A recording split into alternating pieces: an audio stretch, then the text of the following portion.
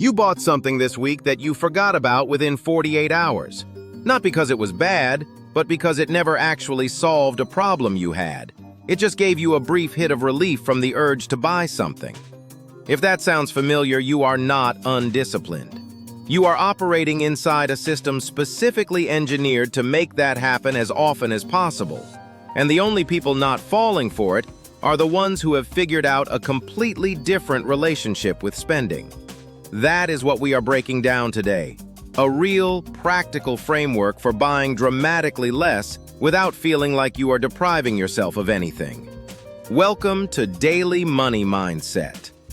The trend getting called underconsumption in 2026 is not about minimalism as an aesthetic, and it is not about extreme frugality or deprivation. It is a behavioral and financial framework built on a simple insight. Most consumer spending in a modern economy is driven by manufactured wants rather than genuine needs, and the gap between those two categories is where almost all wasted money lives. Let us start with why this distinction matters financially.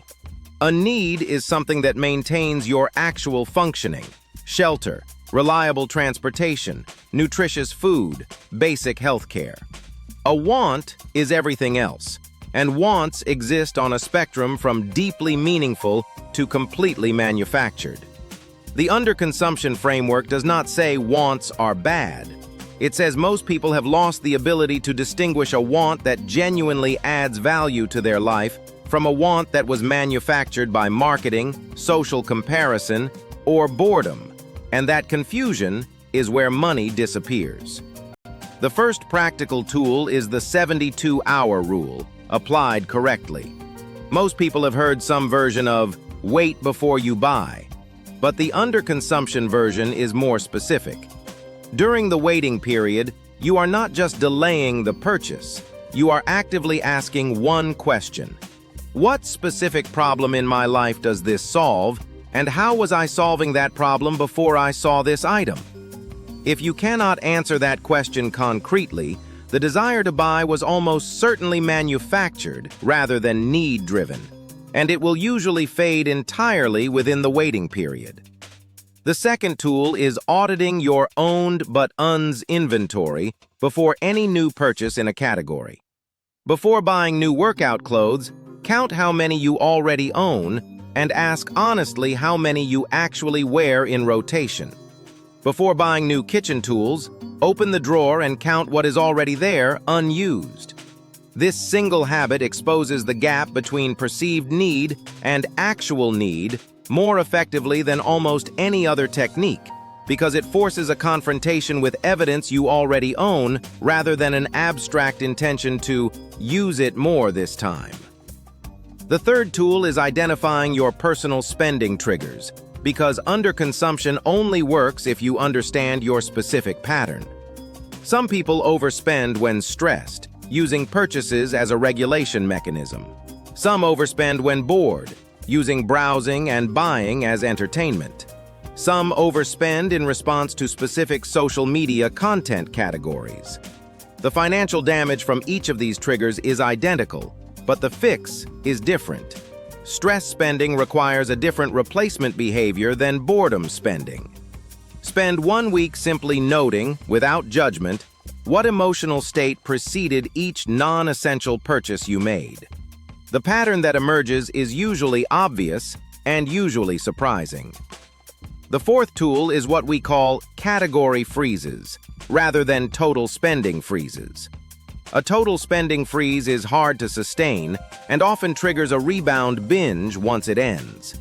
A category freeze targets one specific area: clothing, gadgets, home decor, whatever your personal pattern reveals as the leak, and holds a complete pause on that category for 30 to 90 days while normal spending continues elsewhere.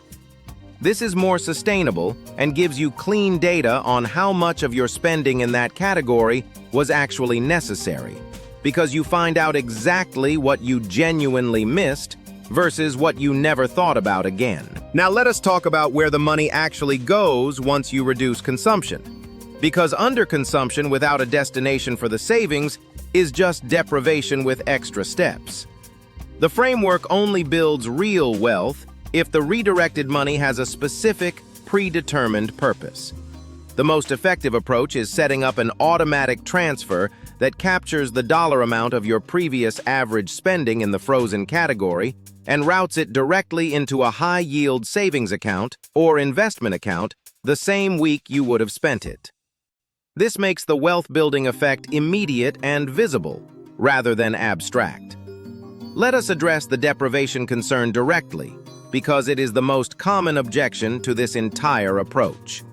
The psychological research on consumption and happiness consistently shows that the relationship between spending and life satisfaction is far weaker than marketing assumes, particularly past a certain income threshold.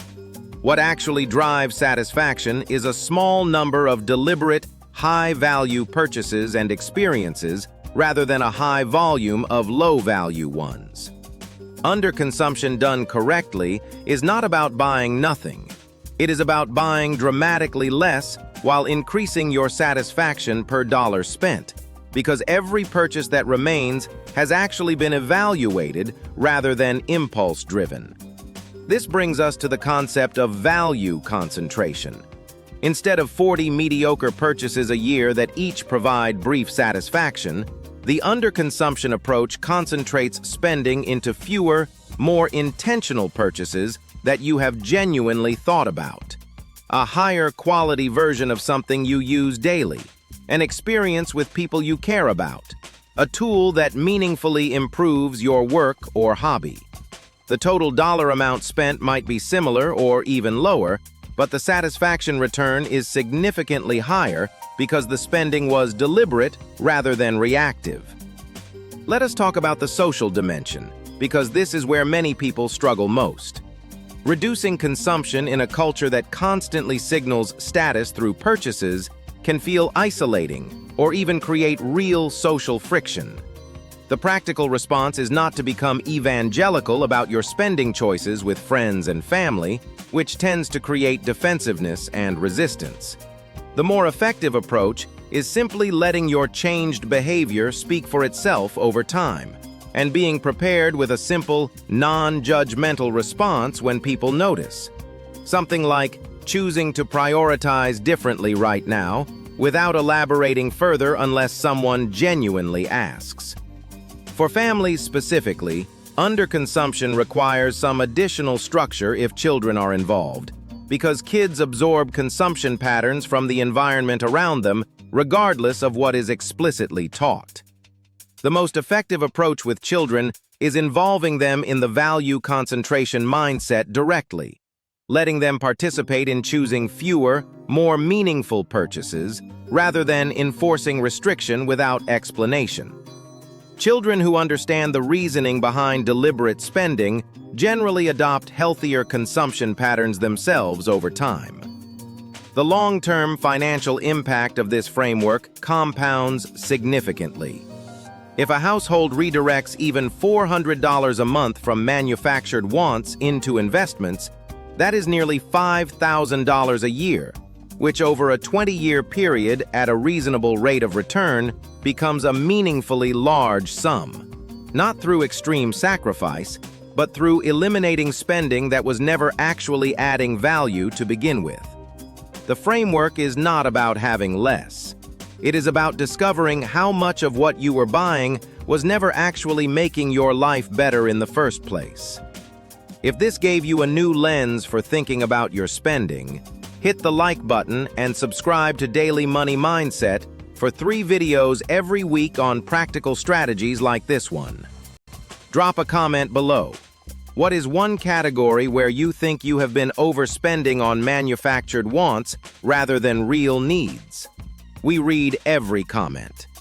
Resources and tools mentioned today are linked in the description below.